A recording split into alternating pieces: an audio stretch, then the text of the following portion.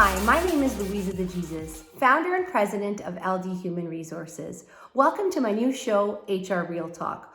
We'll be coming here weekly to answer all of your HR questions in a no-nonsense, no-fluff type of way. We'll also be bringing with us monthly expert guests to help answer those questions. At LD Human Resources, we provide customized HR solutions to small and medium-sized businesses. We believe that your people are your most valuable asset and truly set you apart from your competition. With the right people and the right HR tools, your business will achieve accelerated results. Now let's get to the first topic for today's show. One of the largest changes COVID's brought to the workplace is this new hybrid work environment where there's a combination of staff working both remotely, at home and at the office across all organizations. And many employees have been spending their past year really, working either from their kitchen table, somewhere in their home. And because of the change in physical location, the lines have been really blurred in terms of separating work and life. It's been together. So, some parents are now juggling making so many meals and snacks for their kids and perhaps caring for elder, parents, supporting kids with their school while working full time. What a balance. And so the old age question arises, is achieving a work-life balance possible?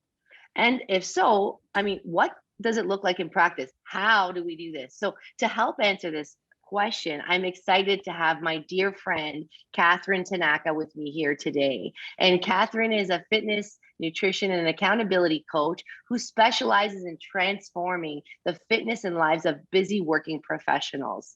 She's the host and producer of the Body Project podcast, a nationally ranked fitness podcast where she interviews some of the top-rated fitness professionals on how fitness is across a point of living your absolute best life. Welcome, Catherine, and thank you so much for being here. Thank you, Luisa, for having me. I'm excited to be here to support this conversation. So excited to have you here. So I'm going to dive right into the first question, Catherine.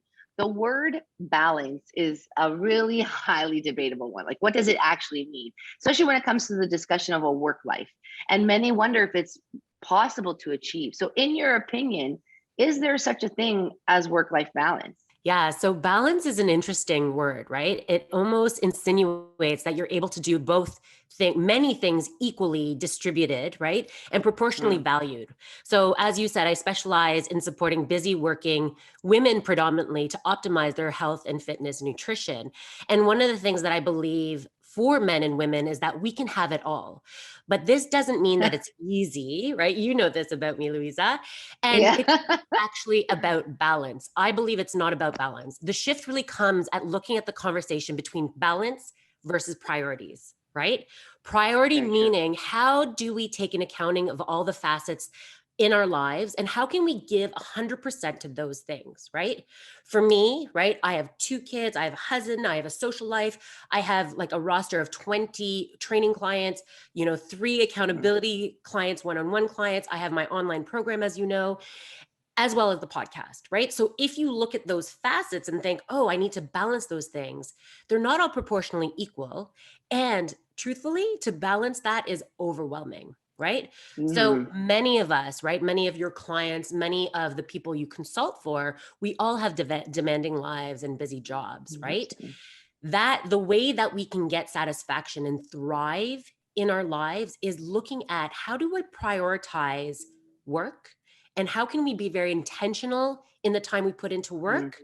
And how can we be intentional in the time we put into ourselves, our families, our social lives, so that we can feel like we are thriving as opposed to feeling overwhelmed and as opposed to being at work and being like, oh my God, my kids have this week and feeling pulled in different directions, right? And so really for me, it's about how do I prioritize so that I can optimize where things are important to reduce the overwhelm. In the conversation around work-life balance, is it different for men versus women? What are the implications? We all have different roles. I don't know if it's a gender specific, but what's your take on it? So I think that fundamentally there's a systemic understanding and a difference between the role of men and women in and out of the workplace, right? Historically, there have been expectations of men being the breadwinners, right? And women being domestic housewives, providing for kids and family. But over the last many decades, as you know, we've seen a complete Mm-hmm. shift in this and role reversals almost, right? And in my Mm-hmm. experience with supporting predominantly busy working women that are very much career women, that are also, moms, there's been a huge influx of the word balance here, right?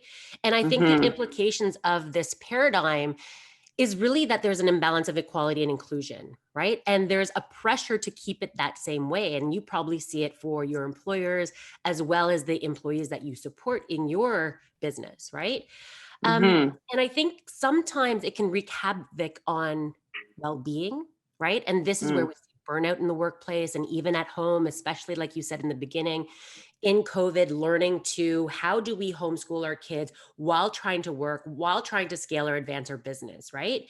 And I believe that what we're seeing happen is almost a reprogramming in the workplace, a reprogramming in ourselves, right? That people stand in their power, especially women, to say, how can I support my well being, learning the practices of challenging the norms, right? Challenging the Mm-hmm. automatic expectations and preconceived notions that we need to put ourselves first. We need to be able to stand in our power in a way that is different, right?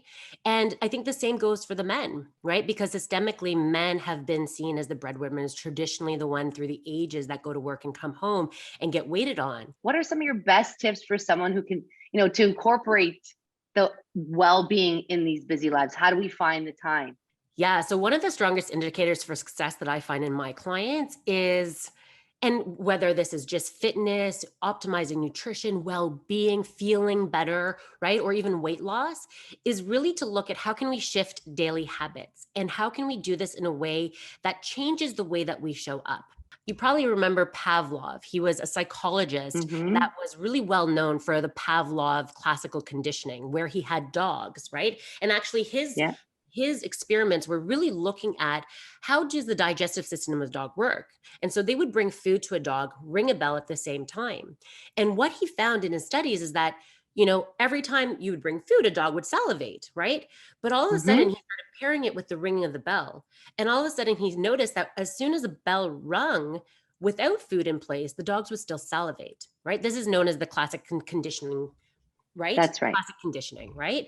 And so we find that we are patterned as human beings in the exact same way, right? Mm-hmm. Traffic going to work, we get super stressed, right? Our kid gets sick, right? We like derail with our priorities, right? We can't do the things that we want in our life, right? And this comes back to how do we start incorporating well-being into our daily busy lives?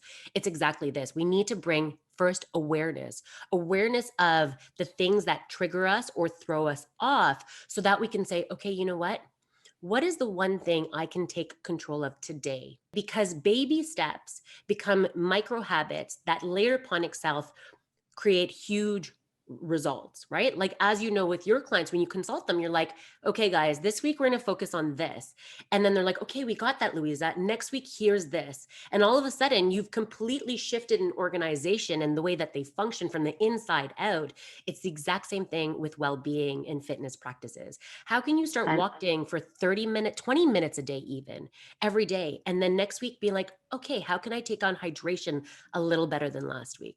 Right? mm-hmm. That's how I do it. It's been an excellent conversation. If they want to hear more, how do they find you? So the best place to find me is on Instagram at catherinetanaka.fit, Tanaka, or on Facebook, Catherine Tanaka Fitness, same difference. And you can always tune into the Body Project podcast to listen to me having conversations with amazing fitness professionals on how they use fitness as the gateway to their clients' greatness. Thanks so much, Catherine. Thanks for listening to today's episode of HR Real Talk. If you like what you heard, be sure to hit the like button and leave us a comment below so we know what you think about it.